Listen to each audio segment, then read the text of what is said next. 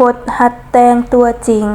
อธิบายและพิสูจน์คำก่อนเมืองลาวสวยงามหั่งมี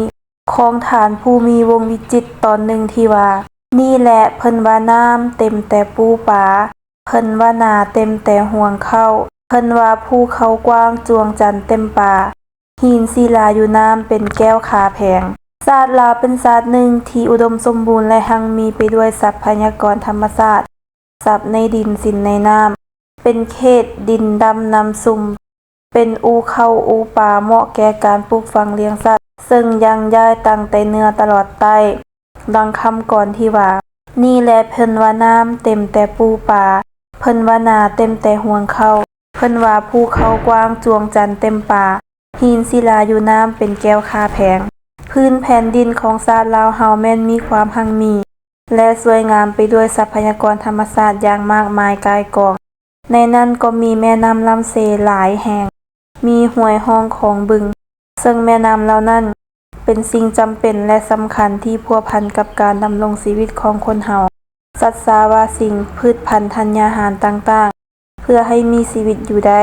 พร้อมนั้นน้ำยังมีคุณประโยชน์ให้แก่อุตสาหกรรมและกสิกรรมเช่นสร้างชนรับประทานสร้างเขื่อนไฟฟ้าน้ำตกในนั้นก็มีปูปลากุ้งหอยซึ่งเป็นสิ่งสำคัญในการดำรงชีวิตของคนเฮาให้มีอยู่มีกินดังคำก่อนที่ว่านี่แหละเพิ่นว่าน้ำเต็มแต่ปูปลา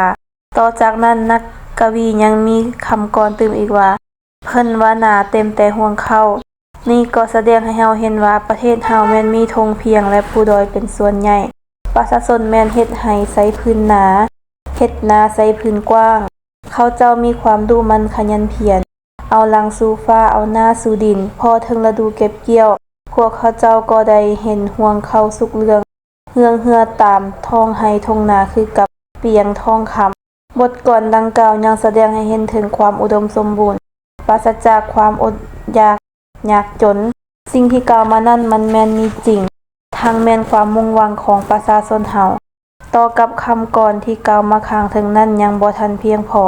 เพิ่นยังเว้าตื่มอีกว่าเพิ่นว่าภูเขากว้างจวงจันทร์เต็มป่า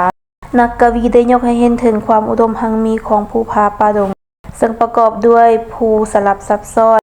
ตั้งแต่ภาคเหนือจนถึงภาคกลางเป็นส่วนหลายพร้อมนั้นก็มีถ้ำหลายแห่งที่เป็นบ่อนรีสอร์ทของบรรดาท่านผู้นำในข่าวต่อสู้กับพวกศัตรูนอกจากนั้นก็ยังมีป่าไม้ที่กว้างใหญ่ไพศาลและมีไม้ราคาแพงเช่นไม้ดูไม้เกศนาไม้จ้วงไม้จันทร์และอื่นๆป่าไม้เหล่านั้นมีคุณประโยชน์อย่างหลวงหลายให้แก่การดำรงชีวิตของคนสัตว์พืชและก็เป็นสินค้าอันดับหนึ่งของลาวนอกจากนั้นยังมีคำกรตื่มท้ายอีกว่าหินศิลาอยู่น้ำเป็นแก้วค่าแพงต่อกับคำกรตอนนี้นักกวีได้ยกให้เห็นถึงความอุดมหั่งมีของชาติลาวตั้งแต่เหนือตลอดใต้ประกอบมีขำเงินกัวและอื่นๆเช่นว่าอยู่ทางภาคเหนือแขวงบ่อแก้วก็มีบ่อแก้วหลายบ่อนส่วนทางภาคใต้ก็มีบ่อขำอยู่แขวงอัตตปือเขาเจ้าแม่นบ่อึดบ่อยากนั่นก็ย้อนว่าเขามีความดุมันห้าวหันเฮ็ดเวียกอย่างบ่ฮู้อิดเมื่อยและก็มีความเอกอ้างต่อกันจนได้เอาวัตถุใหญ่ไปแลกเอาวัตถุน้อยนั่นก็แสดงให้เห็นแต่ละท้องถิ่นก็มีทรัพยากรไปคนละอย่างดังคำกรที่ว่า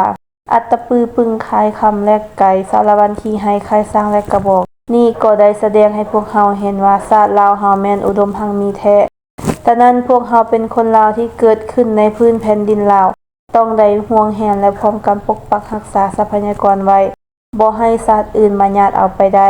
คัดจากปึงบทหัดแต่งตัวจริงของอาจารย์เขียวสวัสดิ์สิทธิโสม